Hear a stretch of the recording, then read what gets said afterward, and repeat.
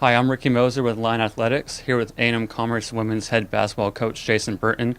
Coach, thank you for your time today. Thank you. Last time we talked was on Saturday. Your team was coming off an impressive 78-60 win over West Texas. It was the first time you guys beat them since 2007, Right. and your first win against them as a coach. What did that win mean for y'all? I think it meant a lot. I think it means that we're continuing to go in the right direction, and we're continuing to build this program and get better. It's a very good program, West Texas, and impressive team for sure. But I thought our team played really well. I thought it was the best we've played all season, and I think we set the bar as far as how we need to play as a team moving forward. We talked that day. You said that the way you guys played Saturday is the way you're going to have to play throughout the rest of this season, especially against good Lone Star Conference teams. What do you see from the other teams that really fit that mold of them being so tough in the Lone Star Conference? Well, we got to play that way regardless of who we play and what their record is. I mean, every team that we play against right now is either fighting to win a championship or fighting to find a way to get into the conference tournament so they can win the conference tournament. And looking ahead to this week, Midwestern and Cameron may not have the records that West Texas has, but they're two very good ball clubs. And Midwestern is coming off a impressive win against TWU. And right now they're fighting to try to get in the conference tournament, and they're a talented team too. I mean, they just have lost some games, but they got plenty of talent over there, and they're capable of winning ball games as they just showed last Saturday. So we've got to make sure that we play at that level and we don't take anybody lightly. I thought there's been a couple of times this year that we came out and kind of just thought, because we showed up, that we're going to win the game, and we can't have that mentality. We got to have the mentality that we had versus West Texas, which was they knew how many times West Texas had beat us. They knew about the history, and they've known how dominant West Texas has been as a ball club, and so if we didn't come to play, we were going to lose that game. But we have to have that mentality against anybody that we play. And we're going into the last 10 games of this season, and we've done a good job so far of putting ourselves in position to have a lot of success in March, but we have to continue to play, and every game counts. Every Lone Star team you've played on the road, you now play at home, and vice versa. Right. And you start by going to Midwestern on Thursday. You were able to beat them 73-60 here at the Fieldhouse back in early December. What, if anything, do you remember about that game? We just watched that game a couple of days ago, and so I remember a lot.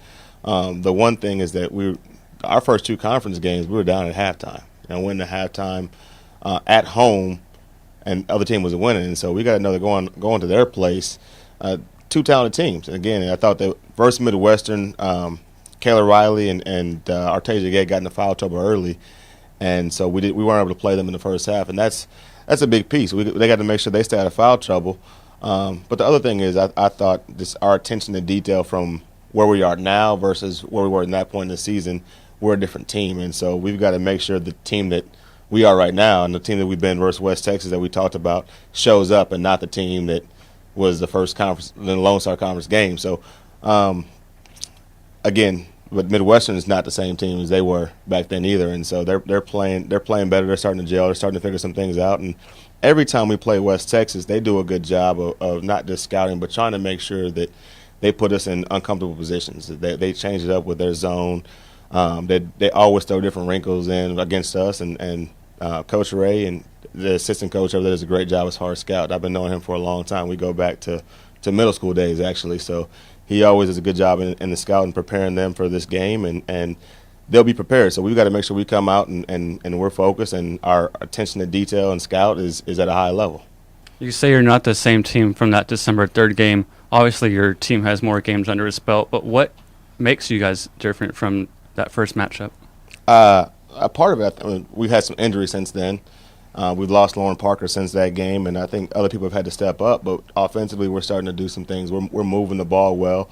One thing that's been consistent all year has been our ability to rebound and make free throws. But I think we're finding different ways. We've had to find different ways to still get to the free throw line and get the ball inside to the paint because of how teams have guarded us this year. And so I think that we're a different team because we've seen pretty much everything we're going to see as far as how teams are going to defend us. They've guarded us. They've zoned us. They've changed up how they zone us. They've pressed us. They've manned us. They've done different things within their man. They've backed off players. They've double teamed players. So we've seen pretty much everything we're going to see. It's just a matter of handling whatever we see with poise and making sure we're under control and that we don't rush ourselves, but we continue to be who we are as a team. After Midwestern, you guys travel up to Oklahoma to play Cameron. Your first game there, you guys won that one as well, 94-89. What do you remember about that game? We're down big at halftime.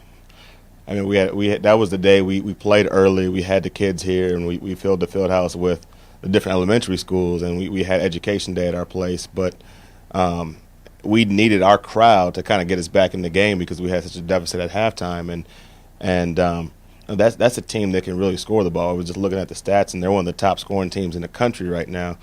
And at their place, they're going to feel even more comfortable. And so we've got to make sure that we come out and guard and play defense. And that's something that I thought we've done really well lately. You know, when you hold West Texas to only 60 points, we have a team that's capable of really guarding. And so we've got our hands full, though, with a good Cameron team that can score the ball, that can fill it up from three. They do a great job of penetrating. They spread you out and look to attack gaps, and then they can either get to the basket or kick the shooters. And so we've got to do a good job containing their guards and making sure we contest shooters out wide. And so going to be a good game. It's always tough on the road. Those are two tough places to play. Midwestern does a great job as far as their fan base, and their fan base is great and in tune to the game. And so it's been nice to be back at home, but we felt comfortable on the road. We just got to make sure we get on the road and take care of business. All right, Coach, best of luck in both games. Thank you. This has been Ricky Moser with Line Athletics. The women's team travels to Midwestern on Thursday. Tip-off for that one is 5:30. Then on Saturday, they travel to Cameron. Tip-off for that game is at 2. You can always listen to both games live with our friend Charlie Chitwood on 88.9 FM KETR and catch all the post-game action on lineathletics.com. Again, this has been Ricky Moser for Line Athletics. Thank you.